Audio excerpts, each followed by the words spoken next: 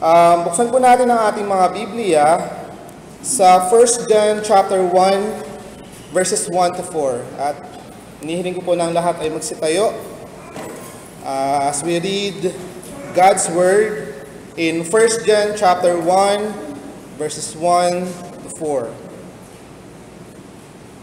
That which was from the beginning, which we have heard, which we have seen in our eyes, which we have looked upon, and our hands have handled of the word of life.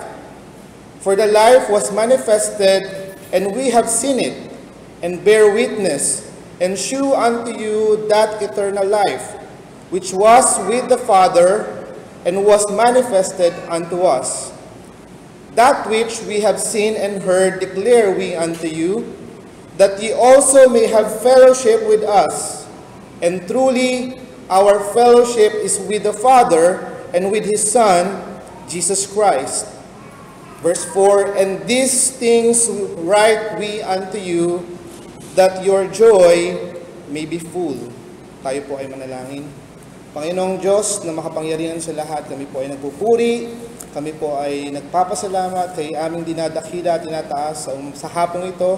Salamat, Panginoon, sa inyong mga salita. At dalangin namin, O Diyos, na kayong magbukas ng aming mga puso at isipan, kayo po ang mag-illuminate sa amin, Panginoon, na sa ganon ay lubos namin maunawaan ang mga aral na nais na ipabatid sa amin sa hapong ito. Ito'y maging tulong sa amin kung paano kami mamumuhay ng may katapatan, mamumuhay ng may takot, mamumuhay ng may pagsunod, at lalong-lalo na po, mamuhay ng mayroong puspos na kaligayahan sa inyo. Salamat, Panginoon. Ito po ang aming panalangin sa pangalan ni Jesus. Amen. Maaari na pong magsige po ang namin.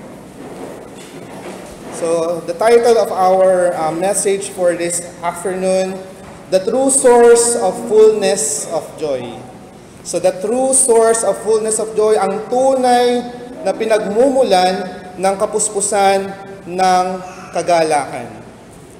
Since yung pong ating pagbubulay-bulayan ngayon sa beginning of a book, so 1 John chapter 1 verses 1 to 4, let's take some brief moment po to know more about 1 John. So sino po ba ang author ng book na to?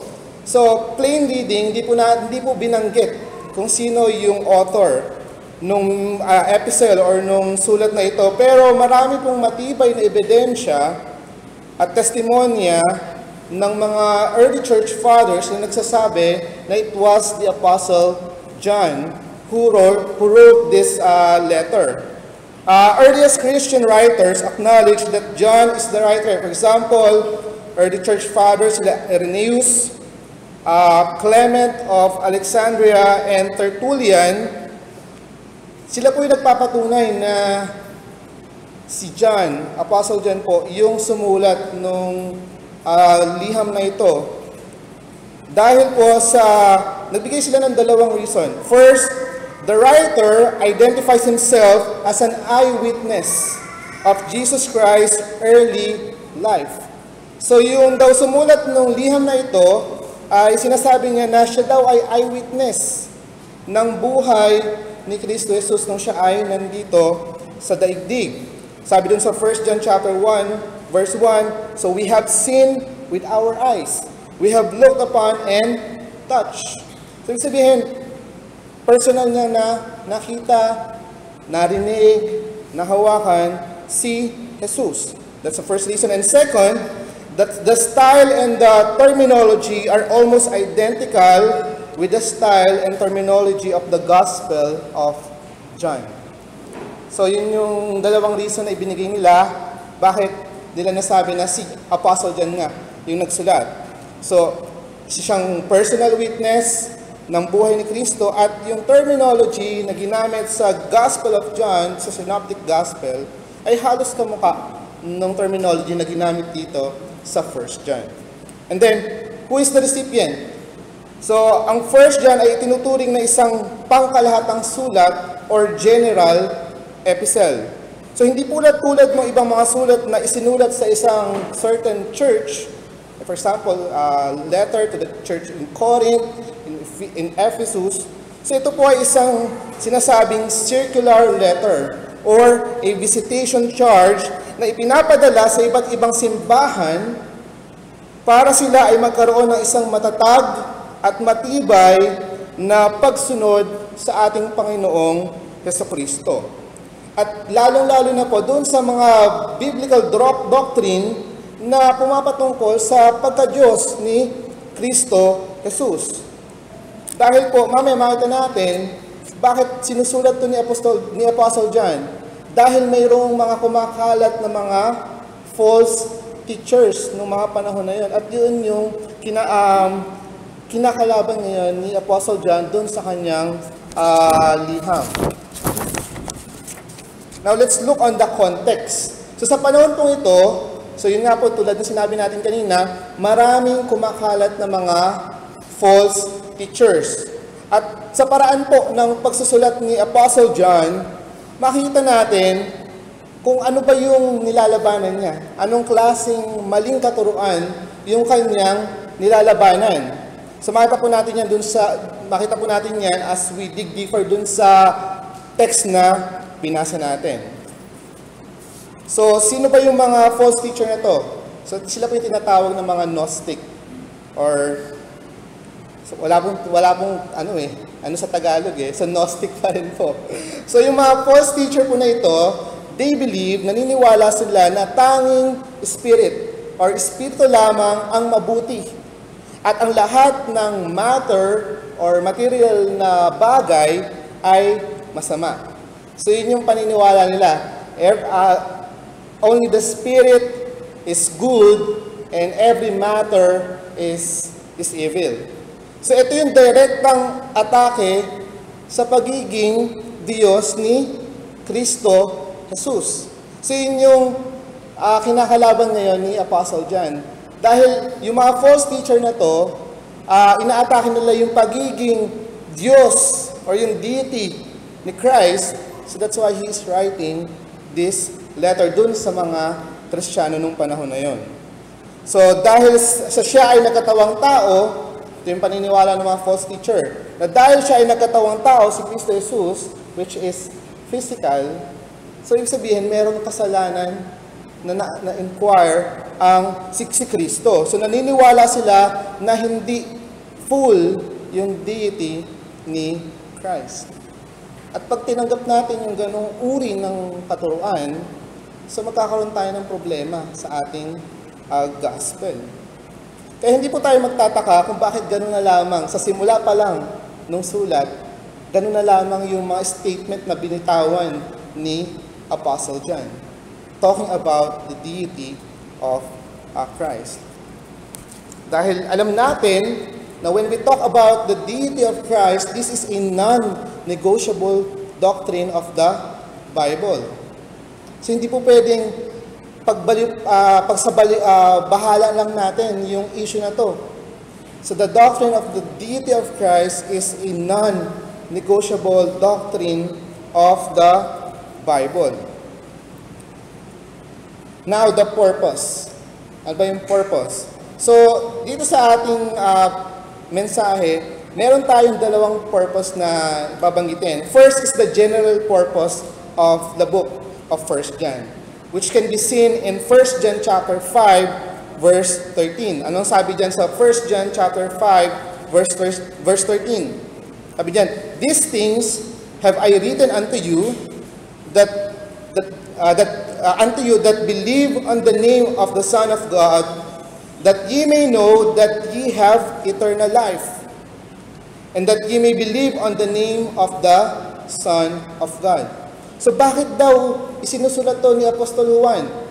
Para daw malaman nyo na meron na kayong buhay na walang hanggan.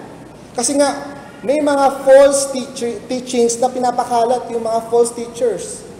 Ngayon, ano nangyayari dun sa mga sinusulatan ni Apostle John? So nagkakaroon sila ng doubt doon sa gospel, doon sa kaligtasan na meron na sila.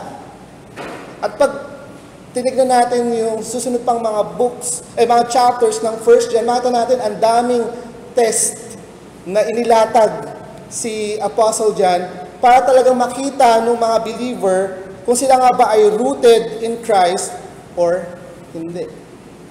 Kaya nga napakaganda pong tingnan ng John for us to evaluate yung talagang status natin sa harapan ng Diyos. So yun po yung unang purpose or yung general purpose ng 1 John. Ito po ay upang magkaroon ng matibay na pananampalataya ang mga sinusulatan ni Apostle John na sila ay mayroon ng walang hanggang buhay kay Kristo Jesus. And then on our particular verses na binasa from chapter 1 verses 1 to 4, so makita po natin yung purpose dun sa verse 4.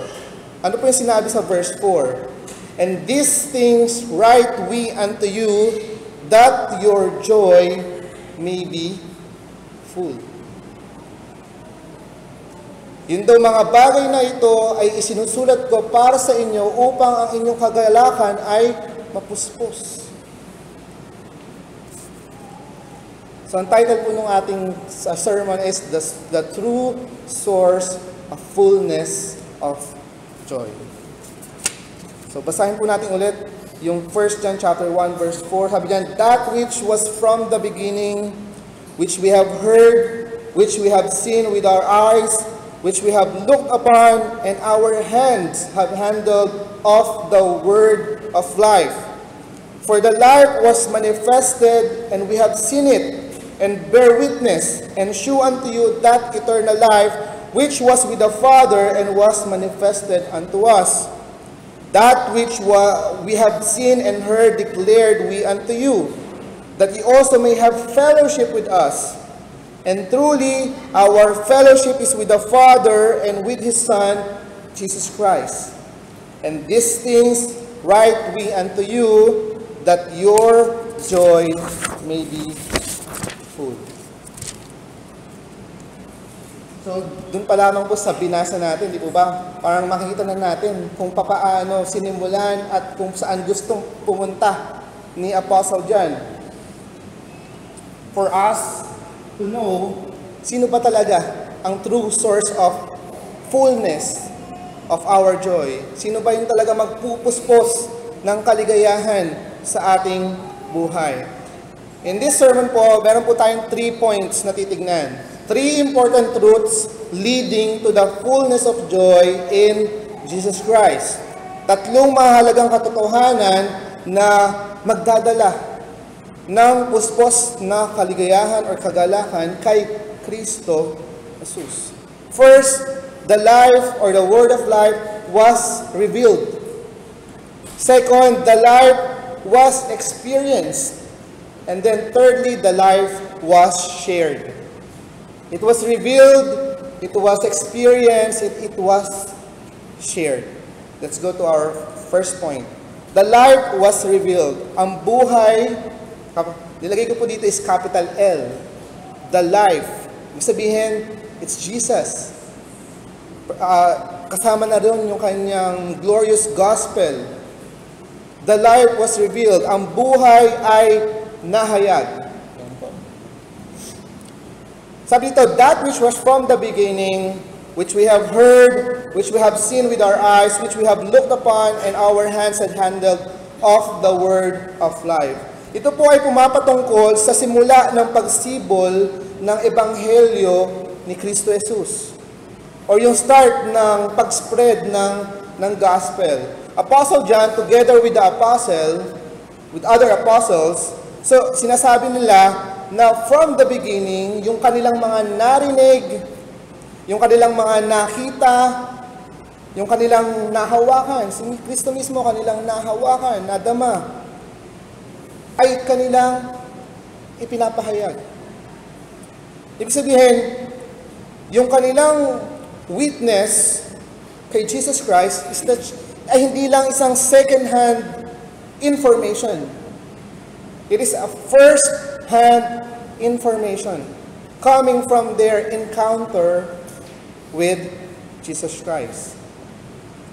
Using all their senses, sense of sight, hearing, feeling, touch. So, nagbibigay sila ng patotoo na totoo si Kristo Jesus. Nakita namin siya. Narinig namin siya, nahawakan namin siya.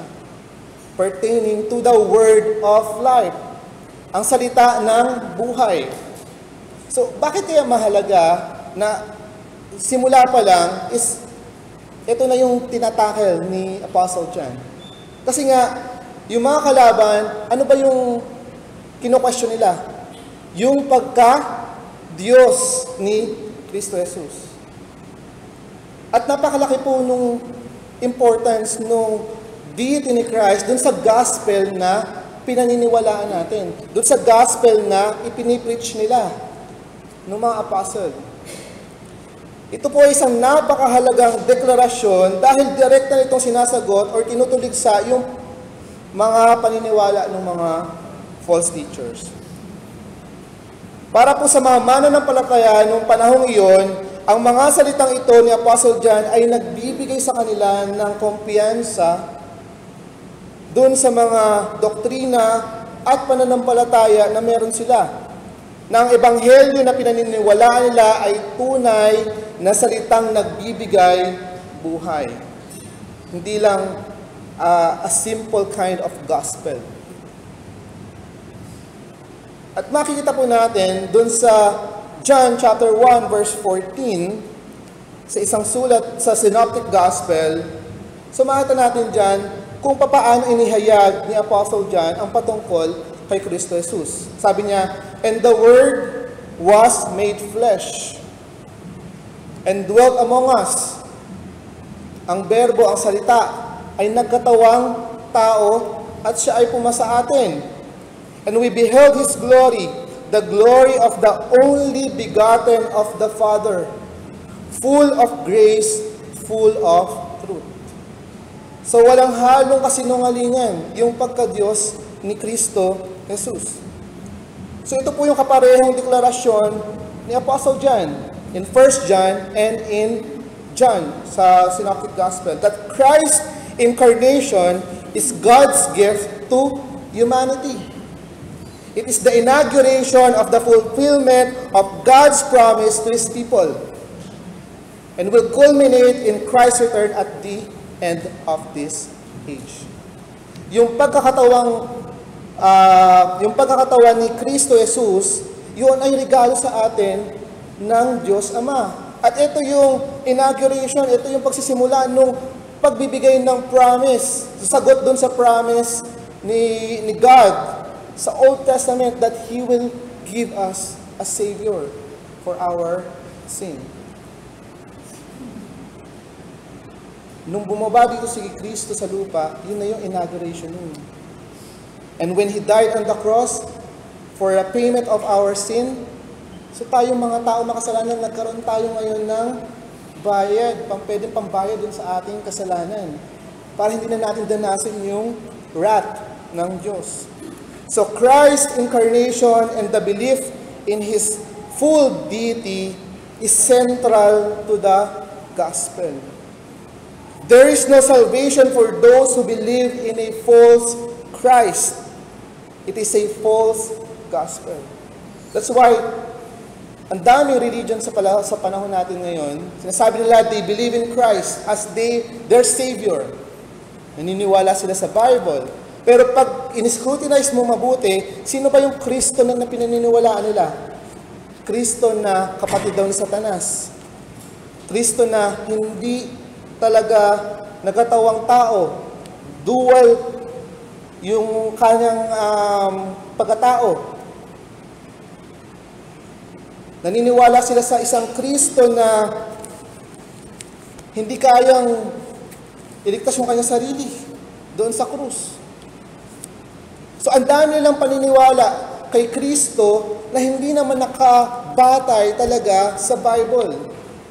At pag yun yung ating pinaniwalaan, a false Christ, there will be no salvation for us.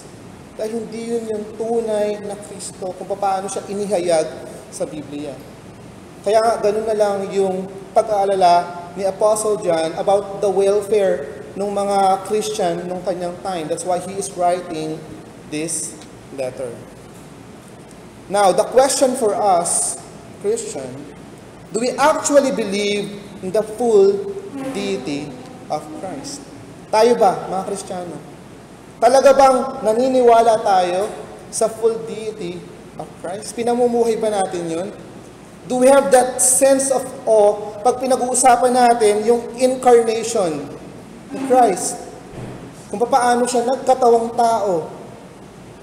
100% Diyos, 100% tao. Is Christ revealed in us as how He was revealed in the Scripture? Or do we have that some form of idols in our hearts? Naniniwala tayo sa isang Kristo na akma sa isang pamumuhay na makasalanan, na walang pakialam kahit na namumuhay tayo ng may kasalanan. Na walang problema if we are indulging in sin. Na walang problema kung mas inuuna natin ang ibang mga bagay kaysa sa mga bagay patungkol sa Diyos. Na para bang wala nang dating sa atin yung gospel. Wala nang dating sa buhay natin. Wala na siyang effect. Na wala nang pagkakaiba yung ating pamumuhay dun sa mga tao na namumuhay din sa mundo. Baka ganun yung Kristo o yung Diyos na pinaniniwalaan natin.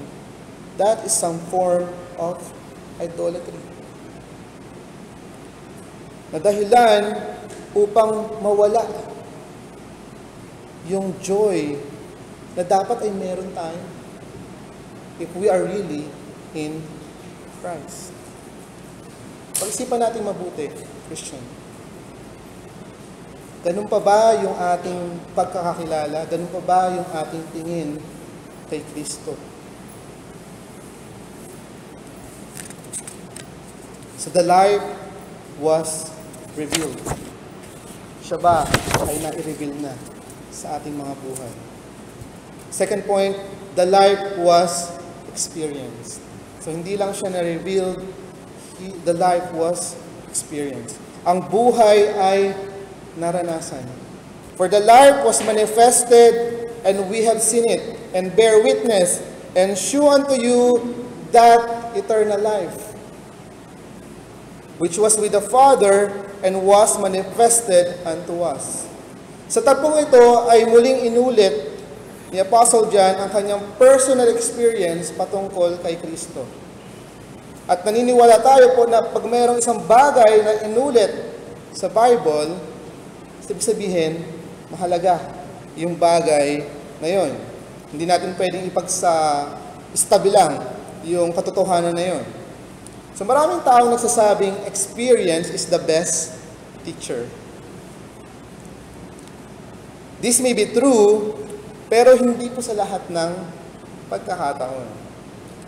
May mga bagay na mas mainam nang matutunan natin agad, kakaiwas tayo sa a large amount of pain, large amount of effort na kailangan mong i-exert, large amount of time and material kung matututunan mo agad. Di ba?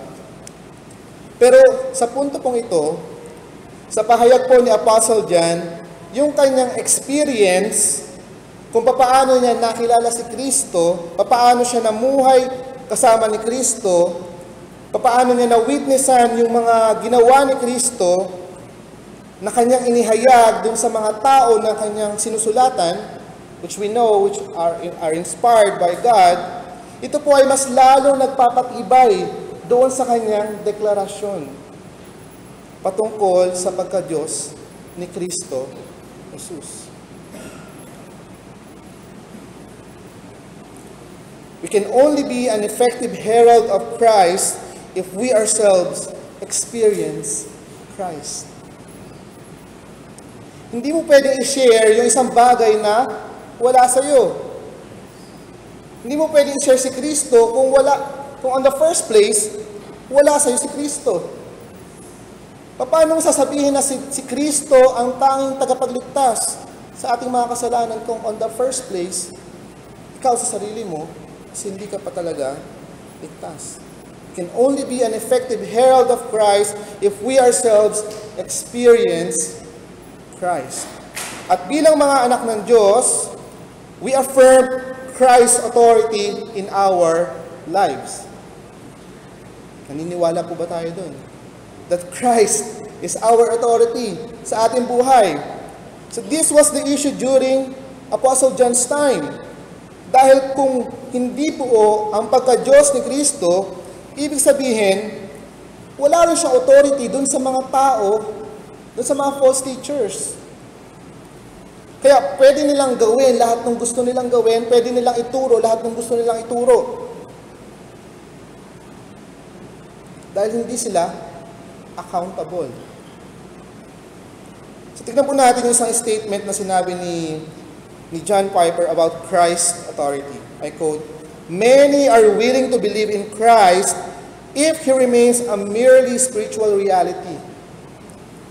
But when we preach that Christ has become a particular man in a particular place, issuing a particular commands and dying on a particular cross, exposing the particular sins of our particular lives, then the preaching ceases to be acceptable for many." So marami gusto lang paniwalaan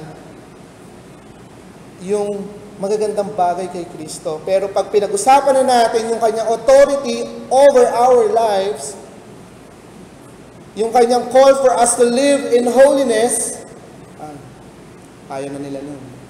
Sabi nga, may narinig akong isang statement. Gusto nilang pumunta sa langit, pero ayaw nila na nandun ang Diyos pag pumunta sila sa langit. KJ daw po kasi. So maraming taong ganun. They want to believe in Christ, but ayaw nila. Ayaw nila magpasakop dun sa authority na katambal ng paniniwala natin kay Kristo. So the reason why they wanted to deny Christ's incarnation is because they want to deny His ultimate authority. Kasi pag pininiwalaan nila yung full deity of Christ, wala silang choice. They have to submit to Christ's authority. Now the question is, do we submit ourselves to Christ's authority? Yung bang ating pamumuhay ay makikitaan ng pamumuhay na talagang ibinababa yung kanyang sarili sa otoridad ni Kristo? Do we experience God working in our lives through Christ?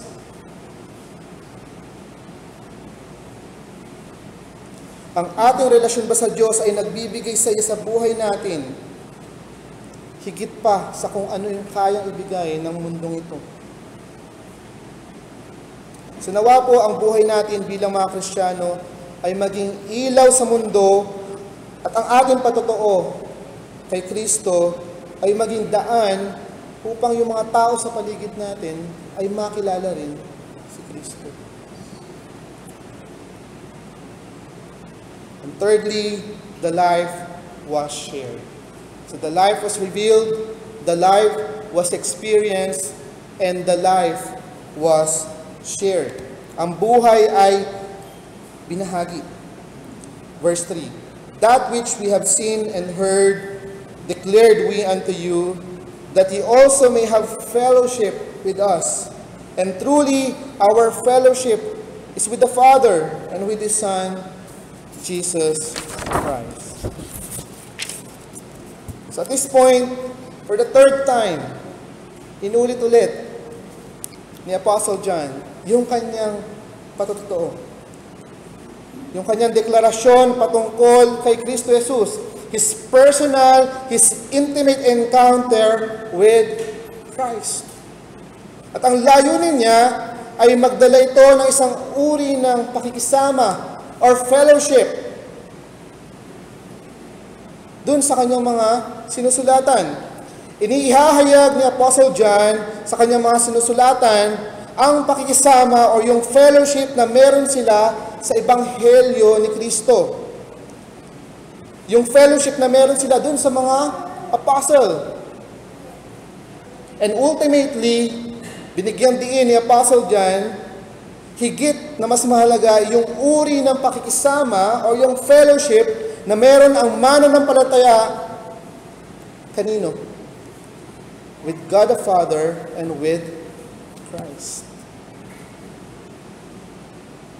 So yung gospel ay hinahayag ni Apostle John doon sa kanyang mga sinusulatan upang malaman nila, upang maintindihan nila at maging malinaw sa kanila na kung sila ay meron ng buhay na walang hanggan, sila ay meron na ring fellowship with each other, with the brethren, and ultimately with God and with Christ Himself.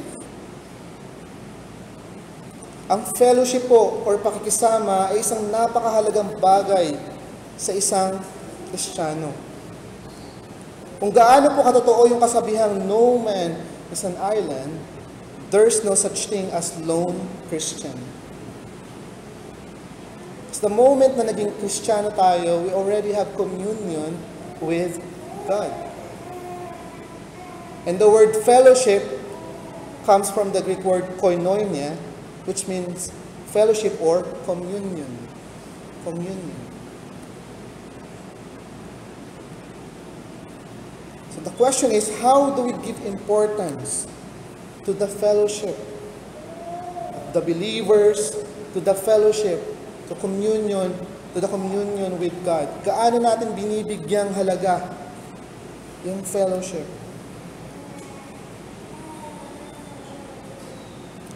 Dahil kung hindi natin binibigyang halaga yung ganitong mga uri ng fellowship, marahil tayo ay nag-e-enjoy in a different kind of fellowship. And Apostle John gives us a warning about that. In 1 John chapter 2 verse 15, kanina dun sa sermon ni Pastor Eric, nabanggit to. Sabi doon, love not the world, neither the things that are in the world. If any man love the world, the love of the Father is not in him.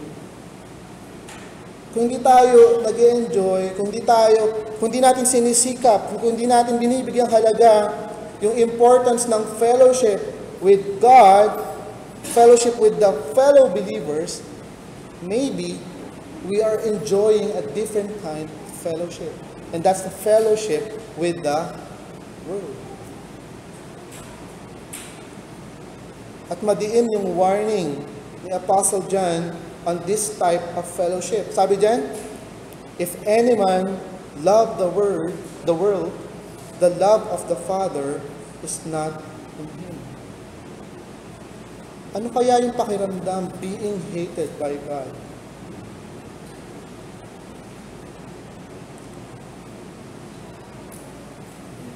Tanong, mas pinipili ba natin ang ilang mas makabundong bagay kaysa unahin natin yung mga bagay na magpapayabong sa ating relasyon sa Diyos?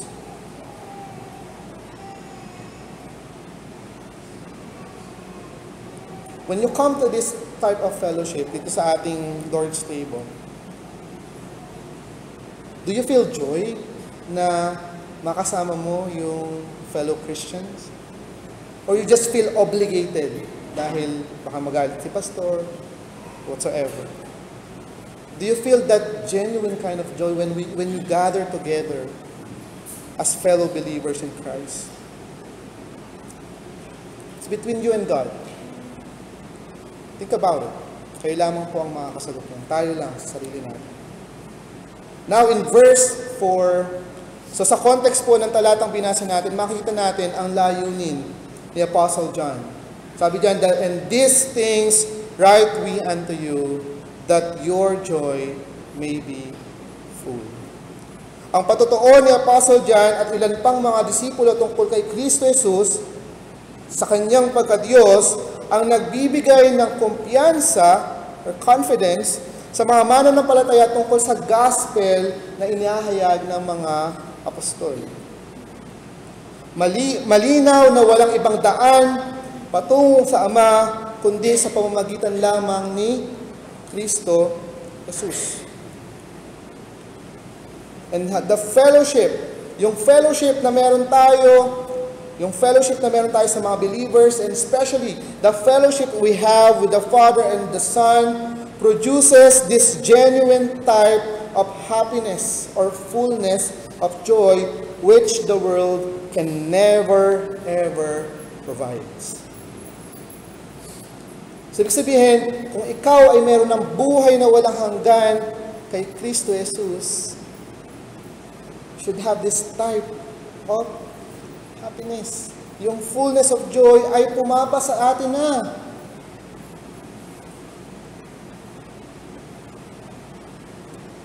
Ngayon, ang tanong, kung sinasabi mo ikaw ay Kristiyano na, pero bakit hindi ko matagpuan yung fullness of joy na yun? Why? Tanungin mo yung sarili mo. Ikaw ba ay namumuhay araw-araw with daily communion with God? Tayo ba ay nagbabasa ng Biblia, nananalangin? Baka naman meron pa tayong mga tinatagong kasalanan sa puso natin na hindi pa natin lubos na naihahayag o naihingi ng tawad sa Diyos. Those are the things that can beset us. Ano ang panawagan sa atin ng Diyos? Na patuloy, araw-araw, lumapit tayo sa trono ng Kanyang biyaya. Humingi tayo ng tulong. Because on our own effort, hindi natin kayang gawin yun. On our own, ano ba ang natural na natin, inclination? Lumayo sa Diyos. Sabi nga ng isang preacher, gaano daw tayo ka-deprave? Kahit daw harapan lang nating nakikita ang Diyos, si Kristo, mas pipiliin pa rin daw nating gumawa ng kasalanan. Sabihin, nasa harap na natin ang Diyos, pipiliin lang natin. Pero mas gugusto pa rin daw nating mamuhay or gumawa ng kasalanan. That's how depraved man is. Pero dahil sa grasya ng Diyos, which is all sufficient, sobra-sobra pa nga, kaya nating mamuhay ng mayroong pagsunod sa Diyos. Naway pag-isipan po natin mabuti yung mga katanungan na itinanong natin sa hapong ito. At katulad po ng layunin ni Apostle John sa kanyang mga sinusulatan, nawa tayo rin po ay magkaroon ng tunay at buong kagalakan sa ating Ama, kay Kristo Jesus, na ating tagapagligtas sa tulong ng banal na Espiritong kumikilos sa buhay natin. Pagpalain po ang salita.